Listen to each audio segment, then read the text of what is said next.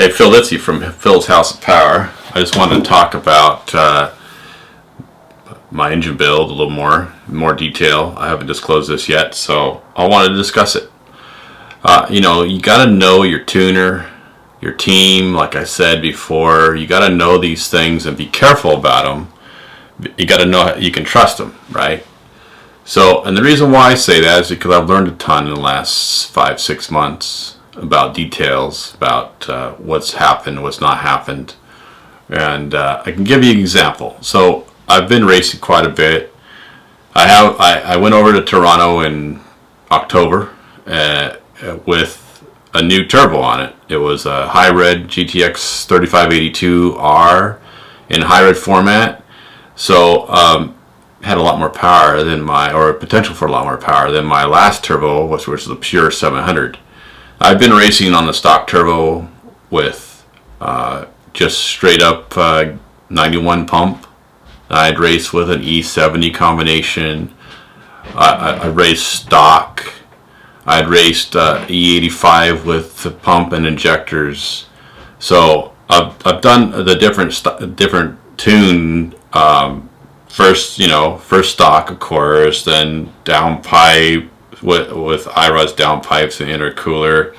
Then, like I said, E70 or tune, then E70, E85, right? So I done all the different stages, and then I did a pure 700 few races on that. I'm talking about half miles, right? So I did take it to the track. I took it to Fontana. And we did some cool, fun stuff there with Audi Club San Diego and things. So I'd done some racing with it. Stock, I had no worries for it, right? It was a stock car. It was under warranty. But then when you tune, you start thinking about things, right? So I want to give you an example of what I'm saying here. So I have when we pulled the engine apart. Nathan from Apex Motoring, he pulled out the engine, and this is what a healthy rod looks like with the healthy bearings, and you can see inside of there, they're all smooth, right? And this is how most of my bearings looked. The problem is I had cylinder 3, and that was the first one we pulled out, and we were wondering if it would all look like this after we pulled out cylinder 3. And it was a good thing that I built and didn't go a half mile racing again. If I had, might not have made it.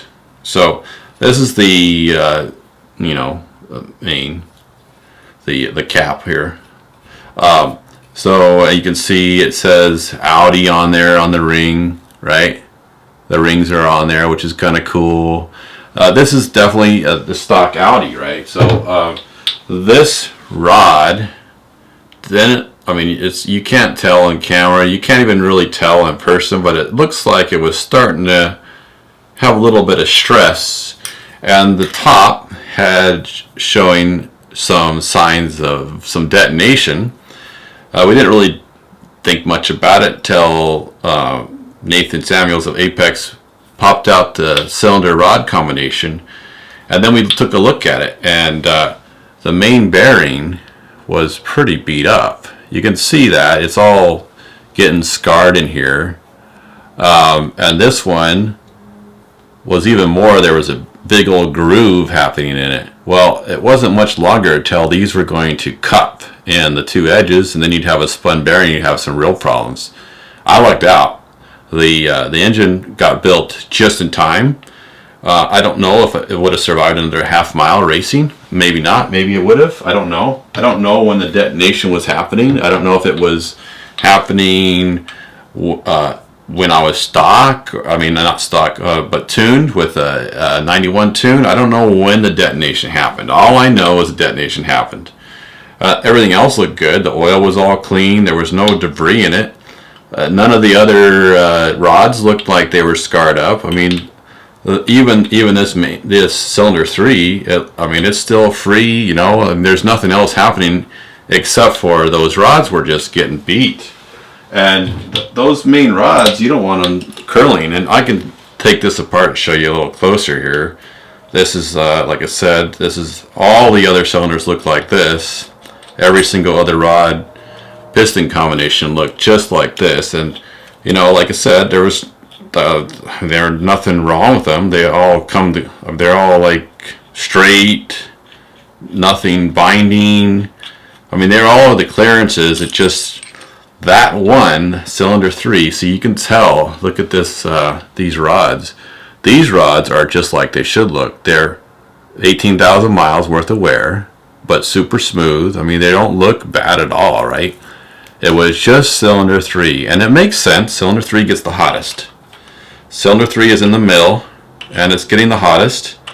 And so when it's getting the hottest, maybe it's having some detonation. You know, maybe something's happening with that. So you know, if you know your tuner, you want to talk to your tuner and make sure that they know that cylinder 3 has a risk of getting hot.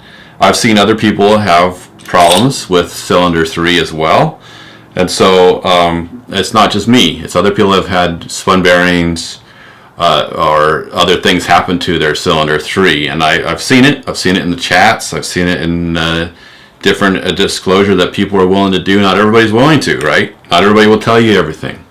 I'm trying to tell you everything and disclose all the information that I have. That way you can learn from this and not have problems. Like I said, I lucked out. I barely got away without having any issues with it. And I'm so thankful that I chose to build when I did. In fact, looking back on it, I don't know if I would have run the way I did without building first. I mean, stock, yeah, you can have a lot of fun with it, right? But when you tune, you want to have more fun. You don't want to have problems with the fun. So you want to be careful. So I think if I would have done it again, I probably would have built my engine first and then done a hybrid turbo. That's just, you know, my take on it. I think I would have done build engine, hybrid turbo, then I wouldn't have had to hold the torque back down to 500, because as soon as you let the torque up, man, it's so much more fun on the street, because your torque hits fast, then you have power. I mean, you feel in the seat of your pants a lot faster. And then when you have the horsepower build up top, then you got the torque down low, and the horsepower build up top is like this big linear curve, not a spike. It doesn't run up fast and then level off. You know, that's what the hybrid turbo did. It gave me more of a stretched out towards the top end, not as much as a big turbo, but it would give you some stretched out up on the top end, more air, more fuel. It just gives you that extra, right? So you have this at the bottom, the torque, because you built it so you can handle the torque, so you can let the torque float up. And the torque goes and it spikes up, and then you got that initial punch, and then you got more power on the top end. So I think if I had to do it over again, I probably would have built first. That would have been first thing I spent my money on. I would have built first and made sure that my engine was going to be safe, running hard, because I knew I was starting to push it more and more, right? So I probably would have built first and then gone and done a hybrid turbo. So anyway, you know, my experience is something different than somebody else's experience, say. I just want to make sure that you know my experience, you know. I just wanted to show you how it happens. Your mileage may vary. I had 18,000 miles on the engine, and that bearing was gone. And I lucked out not having to build the whole engine. Or, I mean, get a new block is what I should say. I lucked out so that it didn't let go and go through the block, or didn't let go and punch a hole, I mean, not a hole, but scrape the cylinder wall up.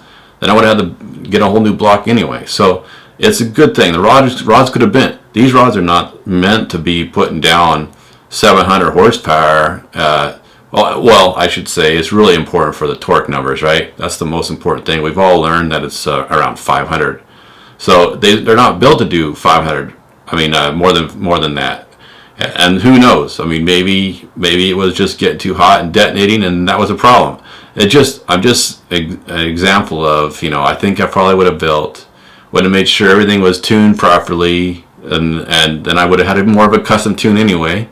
So I would have talked to them. I would have been communicating directly with my tuner, and then I would have been able to make sure that we had more fuel in cylinder number 3, that we would have pulled timing from cylinder number 3, just to keep it cooler and happy. So again, your mileage may vary, and people are running hybrids and having no problems, and I had no problems either. not until we pull the engine apart.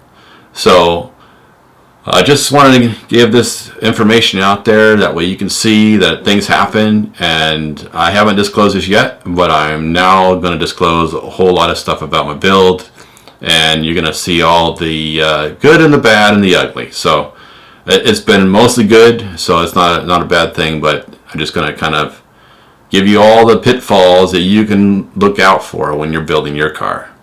Thanks for watching, and we'll catch you on the next one.